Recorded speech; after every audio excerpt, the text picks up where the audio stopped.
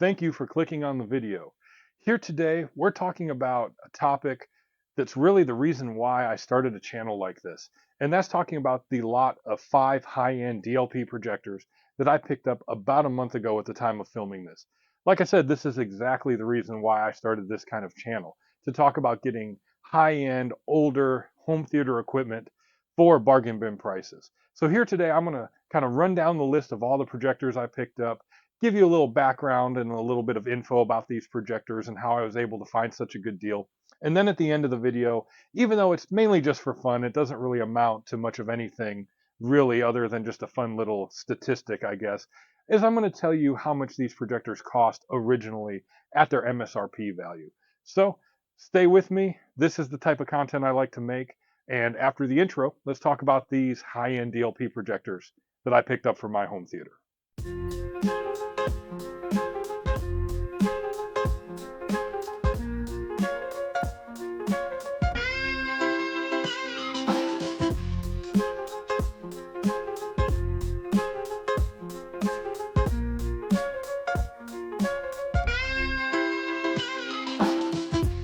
Now, I've been a part of a group on the AVS forum that's dedicated to these high-end, older DLP projectors. I've been a part of that group for a couple of years now, and that's really what started me down this path of trying to find high-end DLP projectors, and it's really what led me to get my first high-end DLP, which was my Knoll LED projector. And then it's kind of just grown from there, and I've gotten some other projectors and different things in here because of that. Now, one of the members of that forum group, his name is Fenceman. He's the one who actually sold me these projectors. And these were all his. He had all 5 of them together. He had purchased them over several years and just acquired them and done some different things to them. And he's the one who sold them to me. Now, the reason he was selling them is mainly because he got a newer high-end projector, a more modern projector that's a lot smaller, that's a lot easier to manage just with its physical dimensions and weight and stuff like that. And so he decided to get rid of these projectors because, as you can see behind me, these projectors are actually fairly large, they're fairly heavy, and they're pretty cumbersome to handle. And there's one even bigger than the ones I have here that's not here in my room that I'll get to at the end of this video. So he just decided to move on from these type of projectors. He still liked them. He still was sad to really see them go, but they were just taking up so much space and they were just so cumbersome and just such a problem really to kind of like uh, handle in his home theater that he just decided to get rid of them. And he really just wanted to sell them all in a group. That's why he sold them for such like a cheap price, is because he didn't want to break them up into individual listings. He didn't want to try and ship them because that would have been a nightmare. It was kind of a take all kind of deal, and that's why it was so cheap. And speaking of that, I paid $500 for the lot of 5 projectors. So that breaks down to $100 per projector. So I got 5, like I said. I have 3 of them here on my new projector rack mount kind of thing that's here. And then I have 2 that are in the other part of my basement. So the projectors I got are kind of in 2 groups. So I got a group of LED based single chip DLP projectors. There was 2 projectors in that group. And then I got a group of 3 lamp based 3 chip DLP projectors. I'm going to keep one LED based projector as my daily driver kind of projector for just generalized viewing content that I can just put hours on, because with the LEDs they can last 10 or 20,000 hours before they kind of wear out. So I want to keep one LED based kind of everyday projector. And then I want to keep one 3 chip DLP projector as my reference critical viewing projector for like just movies and stuff that I want to watch critically. And so really what I'm doing, I've decided on my LED projector, but I'm trying to kind of narrow down and audition the 3 chip DLPs and decide which one I want to keep. So in starting about talking about these projectors, we're going to talk about the projector I know for sure I'm keeping. And that is this one right here in the top corner. This is a Sim2 Miko projector. And if you've seen some of my older content, I've talked about this projector quite a bit on my channel. And I talked about it as an endgame level item for me. And it's an endgame level item in its stock base form. But this specific Miko is kind of special. kind of unique. And that's because not only does it have upgraded LEDs, so it has three basically brand new LEDs. They have, I don't know, 100 or 2 hours on it, which is basically nothing. But they're basically brand new LEDs, which allows the lumen output to meet or maybe even exceed what the original lumen output was when this thing first came out. That's one thing that makes it kind of special. But the other thing is this lens that is on here, because that lens is actually not made for this projector. It's a very high quality, very specialized lens that Fenceman, who I bought this from, retrofitted and made an adapter to actually fit this projector because it's not supposed to be on there to begin with. And so because of that, I have an extremely high quality lens on this projector that normally wouldn't be there. It is truly an endgame level LED based projector for me, and a very good option as a daily driver projector for what I want to use it for. Now, I did pick up a second LED based projector. That's a single chip. It is not in here. It is in the other part of my basement. That is the Runco Q750i. And if you've watched back on my channel, in that same video that I talk about the Miko, about endgame level items, initially in their stock form, I rated the Q750i as kind of a 1A, 1B, or a number 2 to the Miko being number 1 as an endgame level LED based projector for me. After having them here in my home theater and auditioning them just minimally because I haven't had a whole lot of time, the Miko outperforms the Q750i in virtually every aspect.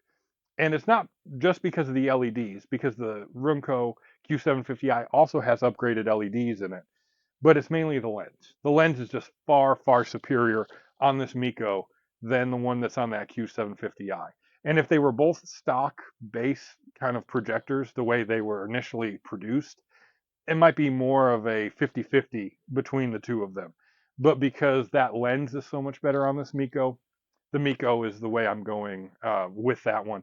So that Q750i will eventually be sold down the road. Probably not immediately, but down the road, that one will probably be sold. And the Miko is definitely one that I'm keeping here in my home theater as my everyday daily driver projector. So let's talk about the 3-chip DLP projectors that I picked up in this deal. Now, when I first started my channel kind of early on, I was a little bit confused about what 1-chip and 3-chip projectors really were. Now, my LED projectors, any LED based projector like this, has 3 LEDs, a red, green, and blue, but it still only uses 1 chip. It's still only 1 DLP. So you do have a slight chance of rainbow effect and some of the things that come along with a single chip projector. I was kind of confused on that. A true 3-chip DLP projector, like the ones I'm going to talk about, can have any light source. They can be lamp based, they can be LED based, they can be laser based in some newer ones. But the big difference is there's 3 dedicated DLP chips for each one of the primary colors. And that's really what sets it apart. And I was a little bit confused about that initially early on my channel. So I did want to clear that up here for anyone who's watched over, a period of time here, that I was initially confused. But, you learn along the way. Even me, I still learn things throughout my time doing this. And that is one of the things I've picked up over the last year of doing this channel, is that I was a little bit confused on the 1-chip versus 3-chip kind of projectors. But with that being said, let's talk about those 3-chip DLPs. And we're going to start up here with this one. This is the oldest of all the projectors I got in this lot. This is a Digital Projection Titan 250 projector. And it is the 1080p version, not the 720p version, because they did make a 720 version of this. But this is from Digital Projection, and it is a 3-chip DLP lamp-based projector. Now, this one is very utilitarian looking. It's very bare bones. There's no real flash to its design up here. But the one thing that is really nice that I have seen on this projector that sets it apart from the other ones here in my home theater thus far is the way the lens is set up, and the functions of the lens on this projector allows for very minute micro adjustments to the lens. So your focus, your shift, your zoom levels can be done either in broad strokes if you hold the button down, or if you just slightly tap the buttons on your remote, you can do very small incremental adjustments, which is very nice because a lot of projectors that have powered lens features have just broad stroke adjustments. and it's kind of hard to really dial in perfectly on your sharpness and your focus and your zoom level to your screen size and stuff. And this projector allows you to really get down to those micro adjustments and really set things up perfectly, which is really nice. That is a feature I really like about that projector. And outside of that, it does look really good. Again, I haven't demoed and auditioned these projectors a whole lot because I really haven't had a lot of free time to do it. But the image is really nice, and it is a really cool feature to be able to really zoom in and focus on those micro adjustment levels. That is something that sets that one apart. Now, moving down, we're going to talk about this big projector that's here on the second shelf. This is another Runco projector. This is a Runco VX22D projector. This is another 3-chip lamp-based DLP. This is one of the bigger ones. This is close to 100 pounds on this projector, somewhere between 80 and 100 pounds. It's a pretty big boy projector. It's not the biggest though. That one's I'm saving until the end. But this is also a really nice projector by Runco. Now the thing that sets this apart is that all the other projectors, and even more modern projectors that are really mass produced, both high end and low end projectors, those projectors all have onboard processing for the video. So everything is handled within the actual chassis and the actual unit itself. This Runco and its sisters or brothers or cousin projectors that are in the same line as this have outboard processing. It's a standalone video processor that handles all the processing, all the scaling, everything is done there. And it also controls the projector. So without that video processor, you can't turn the projector on or off. You can't use any of the lens functions. You can't really do anything unless you have that video processor. And you connect it up with its own specific DVI cable. So you have to run an HDMI from your source to the processor, and then the DVI from the processor to the projector, which is a bit cumbersome to have another kind of piece in your audio video chain that these other projectors don't really need. But there is some debate online, not so much modernly, but definitely back around the time this came out, of whether or not the onboard or outboard scaling is better. Some people say onboard scaling is better. Some people say outboard scaling and processing is better. Honestly, I don't really know. I can't vouch one way or the other. But that is something that sets this apart, is that it has its own dedicated outboard video processing unit with it. It's really nice. But with that, let's talk about the other projector, the real big one that isn't here in my home theater, that's actually in the other part of my basement. The other projector I picked up is a Sim2 HT5000 projector. And like I said, it is the biggest of all these projectors. It is easily 100 pounds, maybe more than 100 pounds. And it's physically the largest projector out of all of these. And the reason it is not in here in the home theater right now is because it's really a two-person job to try and get it up on the shelf and get it leveled and get it angled correctly. You really need at least two people to do that. And with my work schedule and my availability, I haven't had a chance to do that with my wife or with another family member coming over to help me do it. So that is why it's sitting in the other part of my basement right now. And that is the only projector that I have not seen yet here in my home theater. I haven't demoed it or auditioned it yet here in the home theater. That one will eventually get in here either on that shelf or maybe on a makeshift shelf just so I can look at it a little bit. But I have seen all the other ones here. And so that leads me to kind of the end of this video where I'm going to talk about the MSRPs really quick. I've talked about this in previous videos and I just want to clear up some confusion maybe with people.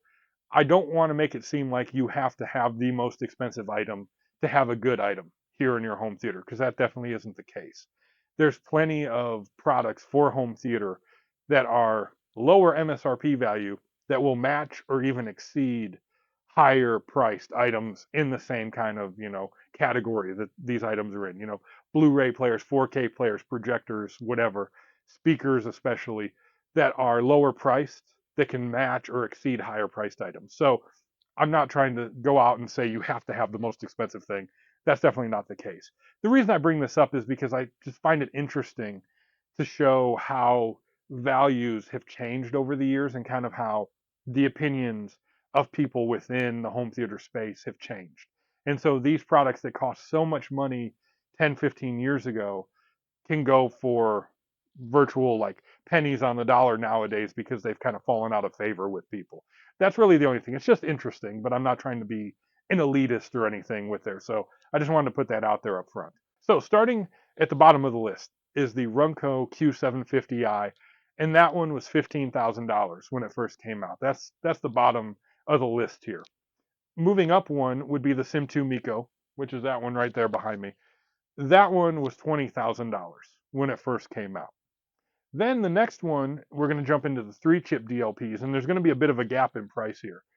That next one is going to be the Digital Projection Titan, the 250 that's up there. That one was $43,000 when it first came out. Then the next step past that is going to be this VX22D by Runco, and that one's $45,000 when it first came out. And then we're going to get to the big one that's in the other part of my basement, the HT5000. That one was $54,000 when it first came out. Now, when you combine everything together, that's $177,000 in original MSRP value for all these projectors. And I got them for $500, which breaks down to $100 a projector. And like I said just a second ago, that isn't the end all be all. And I'm not trying to be an elitist or kind of put it out there that you have to have a $50,000 projector in your home theater to have a good projector. That's not the case at all. In fact, it's quite the opposite, in my opinion. But like I said, I enjoy putting this out there because I find it interesting. And to me, it's just funny and fun to be able to say that I have $170,000 in projectors here in my home theater, because growing up, I never would have thought I would have had projectors like this because those two big ones, this Runco and that Sim2 HT5000 at $45,000 and $54,000, those are more money than any car I've ever owned, any car any of my family members to my knowledge have ever owned. And they're actually more expensive, as funny as this is, than somebody I know's house that they bought because they bought a very small, quaint little house. And these projectors cost more originally than what that house was that that person bought. So for me, it's interesting and it's just kind of cool to be able to throw that out there. But really, at the end of the day, it doesn't really mean anything because really these projectors and a lot of items are valued at what someone wants to pay for them. So they're not really valued at $50,000 anymore. They're valued at like $100 or $500. So, anyways, I just like throwing that out there. I think it's neat, and I just find it interesting. So, going forward to wrap this video up, I'm going to eventually get to my home theater tour. I'm hoping that will be the next video in line.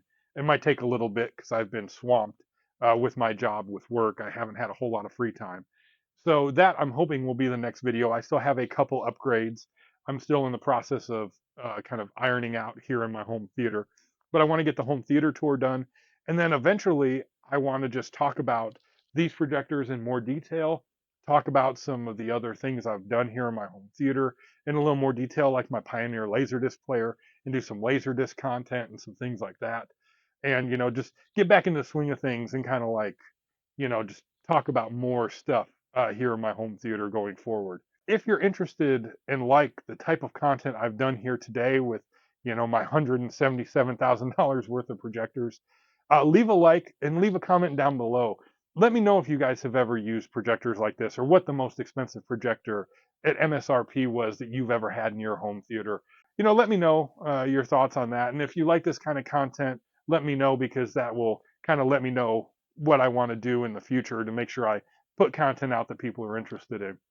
And with that, I'm going to say goodbye. I will see you the next time here on Secondhand Home Theater, hopefully with my home theater tour for 2025. So thank you for sticking with me, and I'll see you in the next video.